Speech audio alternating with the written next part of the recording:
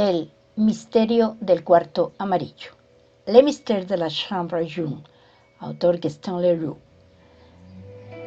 Capítulo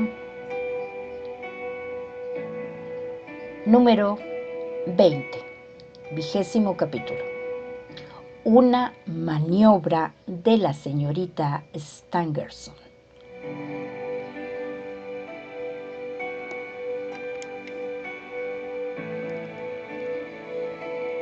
¿Me reconoce, señor?, le preguntó Rouletabille al caballero. Perfectamente, respondió Arthur Raynes. he reconocido en usted al chiquillo del buffet. El rostro de Rouletabille enrojeció de cólera ante el tratamiento de chiquillo y bajé de mi habitación para estrecharle la mano. Es usted un alegre chiquillo. El estadounidense tiende la mano. Rouletabille desfrunce el ceño, estrecha su mano sonriendo. Me presenta a Arthur William Raynes y lo invita a compartir nuestra comida.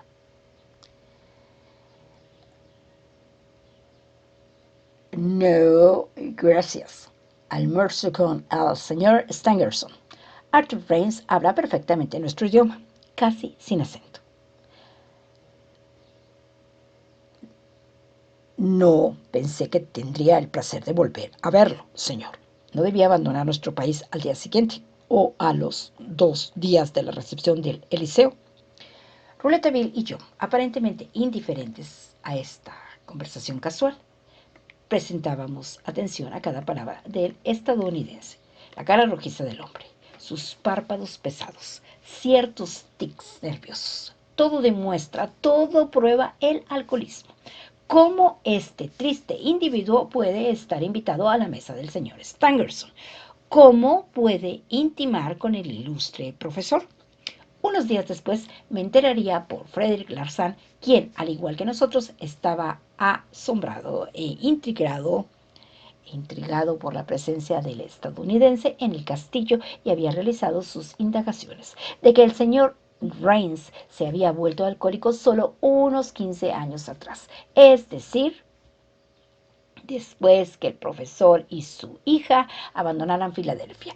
En la época en que los Stangerson vivían en los Estados Unidos, conocieron y frecuentaron mucho a Arthur Raynes, que era uno de los frenólogos más distinguidos del Nuevo Mundo. Gracias a nuevos e ingeniosos experimentos, había hecho progresar enormemente la ciencia de Gauge y Lavater. Por último, es preciso decir en favor de Arthur Raynes, y para explicar esta intimidad con la que se lo recibía en el Glandier, que el científico estadounidense había prestado un gran servicio a la señorita Stangerson al tener los caballos desbocados de su coche, poniendo en peligro su propia vida. Incluso era probable que desde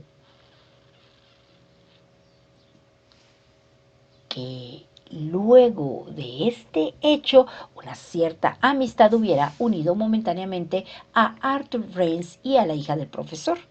Pero nada hacía suponer una historia de amor. ¿De dónde había sacado Frederick Larsan esta información?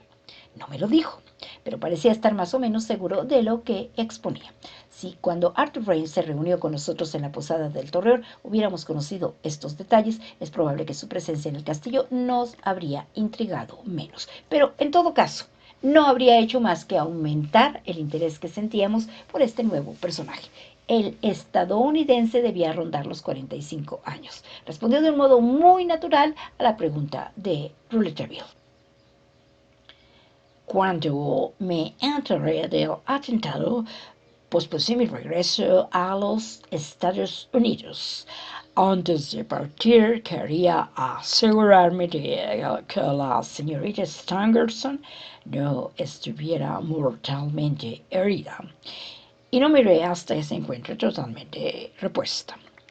Arthur Raynes tomó entonces la dirección de la charla, evitando responder a ciertas preguntas de Rouletabille, comunicándonos, sin que lo invitáramos a ello, sus ideas personales sobre el drama, las que no estaban muy alejadas, por lo que pude comprender, de las del mismo Frederick Larsan. Es decir, que el estadounidense también pensaba que Robert Darzac tenía algo que ver en el asunto.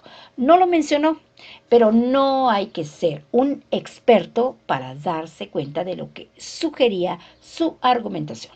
Nos dijo que conocía todos los esfuerzos que había hecho el joven Rouletabille para llegar a desenmarañar la embrollada madeja del drama del cuarto amarillo. Nos informó de que el señor Stangerson lo había puesto al corriente de los acontecimientos ocurridos en la Galería Inexplicable. Mientras oíamos hablar a Arthur Rains, adivinábamos que sospechaba de Robert Darzac. Varias veces lamentó que el señor Darzac estuviera ausente del castillo justamente cuando ocurrían en él tan misteriosos dramas.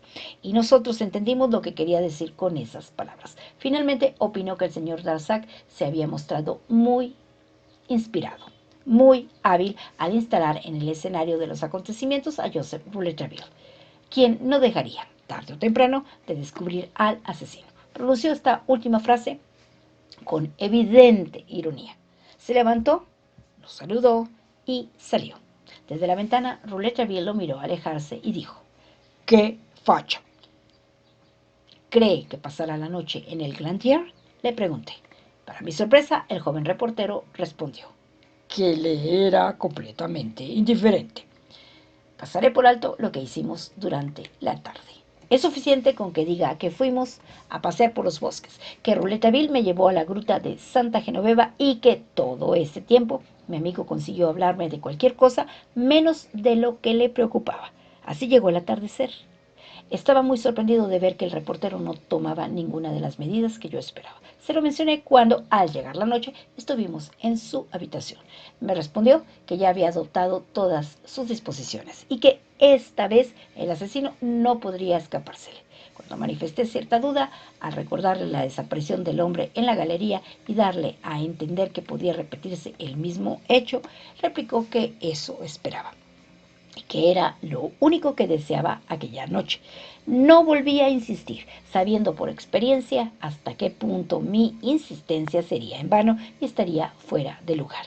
Me confió que desde el amanecer, y gracias a su cuidado y el de los porteros, el castillo estaba vigilado de tal modo que nadie podría acercarse sin que le avisaran, y que, en el caso de que nadie viniera desde afuera, se hallaba muy tranquilo con respecto a los de adentro. Eran las 6:30 en el reloj que extrajo de su chaleco.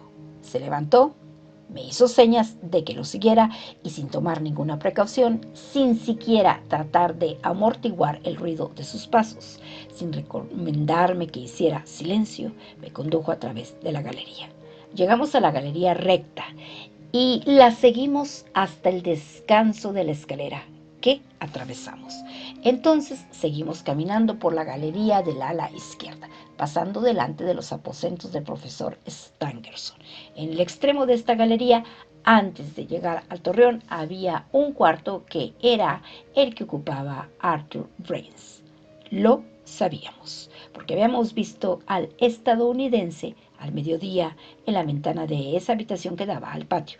La puerta estaba situada a lo ancho de la galería, pues, a diferencia de los otros cuartos dispuestos a lo largo, este clausuraba y remataba la galería. En síntesis, la puerta de esa habitación estaba justo enfrente de la ventana, que había en el extremo de la otra galería, recta en el ala derecha, allí donde la otra noche Rouletabille había apostado al tío Jacques.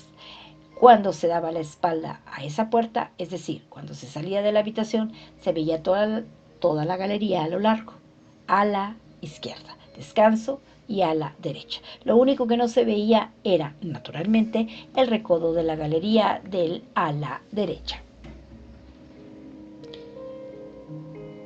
Yo me reservo este recodo de la galería, dijo Rouletabille. Cuando se lo pida, usted vendrá a instalarse aquí.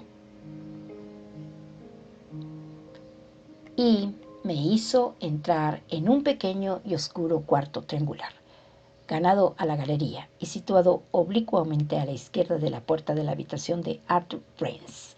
Desde ese rincón yo podía ver todo lo que pasaba en la galería. tan fácilmente como si estuviera delante de la puerta de la habitación de Arthur Prince, y también podía vigilar la puerta del estadounidense. La puerta de ese cuartito que sería mi lugar de observación estaba provista de cristales sin esmerilar. La galería, cuyas lámparas estaban todas encendidas, se hallaba bien iluminada. El cuartito estaba a oscuras. Era un puesto ideal para un espía.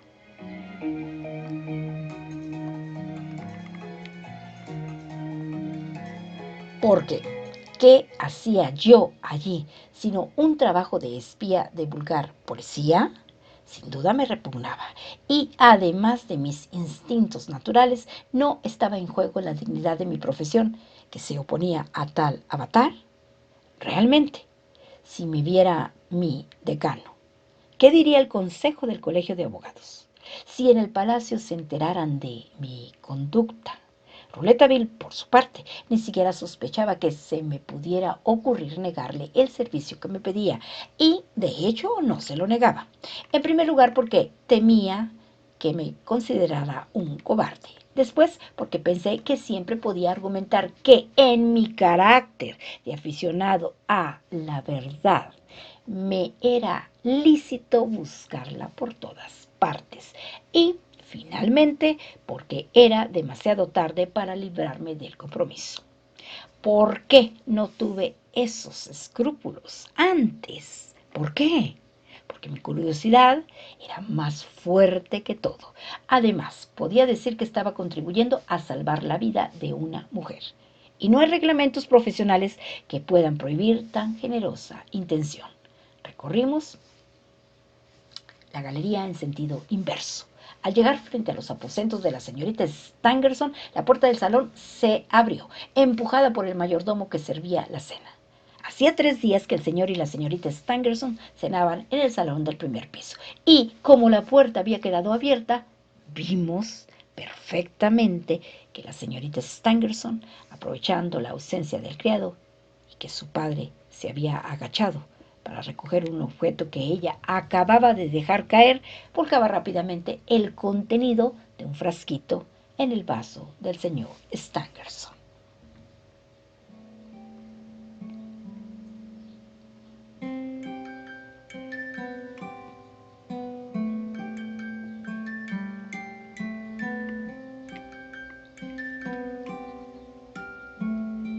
Aquí termina el capítulo número 20, es decir, el capítulo 20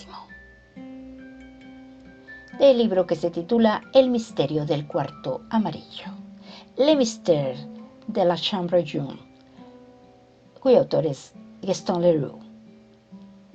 Son las 8:37 de la mañana, faltan solo 23 minutos para que sean las 9 de la mañana. Y hoy es un lindo y fresco día, jueves 16 de diciembre del 2021, día en que se inician las posadas.